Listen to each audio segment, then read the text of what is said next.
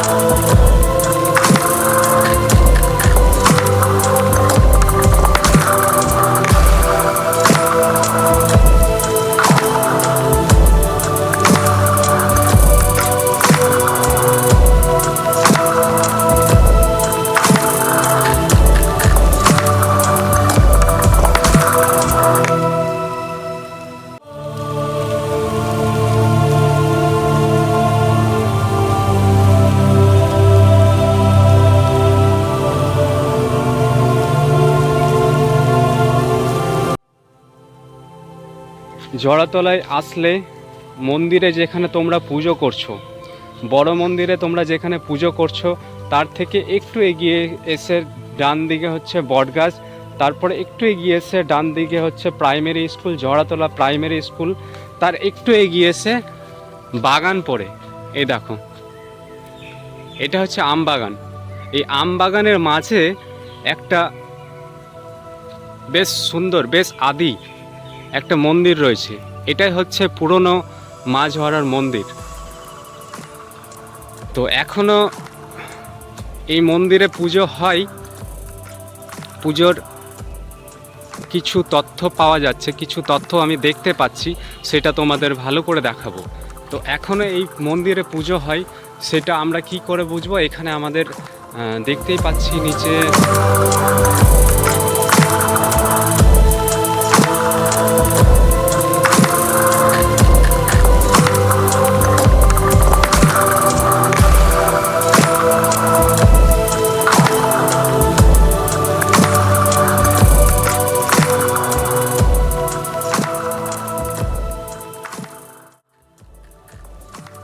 নিচে ফুল ছড়িয়ে আছে।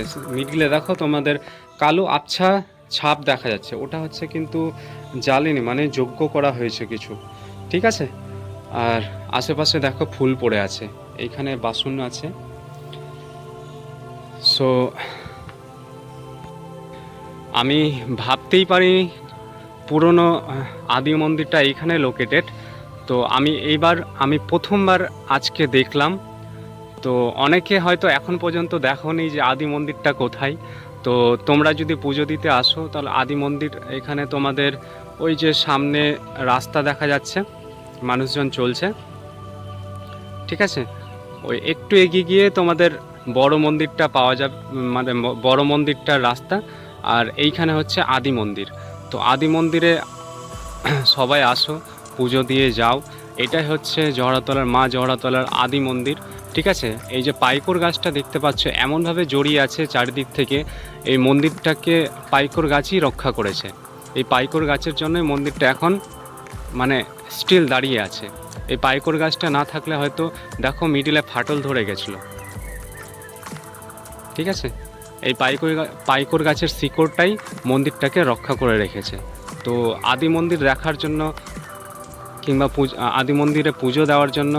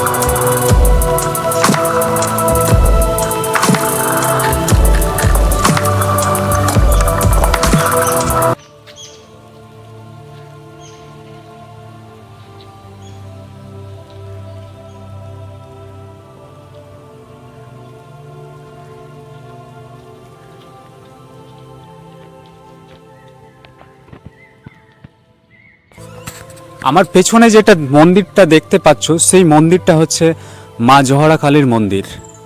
কারা বানিয়েছিল এই মন্দির এবং কিসের জন্য বানিয়েছিল? এই মন্দিরটির ডাকাতরা বানিয়েছিল। এই মন্দিরের আশেপাশে যত বড় জায়গা দেখতে পাচ্ছ পুরোটাই ছিল প্রচণ্ড জঙ্গল এলাকা, ঠিক আছে। আর ডাকাতরা জঙ্গল এলাকায় থাকতে ভালোবাসতো। তারা মনে করতো কালীমাকে পুজো দিয়ে যদি যায় তাহলে ভালো ধন সম্পদ এবং ভালো করে ফিরে আসব। মন্দিরটি বানাতে কতদিন সময় লেগেছিল? মন্দিরটি বানাতে একদিনও লাগেনি, মন্দিরটি রাতারাতি বানানো হয়েছিল। কিসের জন্য মন্দিরটির স্থান পরিবর্তন করা হয়েছিল? জনক হীরালাল তিওয়ারি এবং মায়ের ভক্তগণদের স্বপ্নে এসেছিল যে মন্দিরটি এইখান থেকে সদরে নিয়ে যাওয়া হোক, সেই জন্য মা জহরার মন্দিরটি স্থান পরিবর্তন করা হয়েছে। মা জহরার নাম ডাকাত কালী থেকে মা জহরা কালী কী করে নাম পরিবর্তন হলো? তো লোককথায় ডাকাতরা ধন সম্পদ ও জহর লুটপাট করে নিয়ে আসতো। এই ধন সম্পদ আর জহর, এই জহর থেকেই মা কালীর নাম হয়ে এসছে জহুরা মা কালী। মা জহুরা কালীর কখন পুজো দেওয়া হতো এবং তা পরিবর্তন হয়ে কখন হয়েছিল? মা জহুরা কালীর রাত্রে পুজো দেওয়া হতো, কারণ কি তাকে আগে ডাকাত কালী বলে চেনা যেত। ডাকাত পুজোটি পরিবর্তন করে দিনের বেলা হয়েছে। মা জহরা কালী দিনের বেলায় পুজো পছন্দ করত এবং রাত্রের বেলা তাই আসল রূপে আসতো। ডাকাত কালীর প্রথম পুজো করেছিলেন জনক হীরালাল তিওয়ারি। তিনি ইউপি থেকে এসেছিলেন 300 বছর আগে।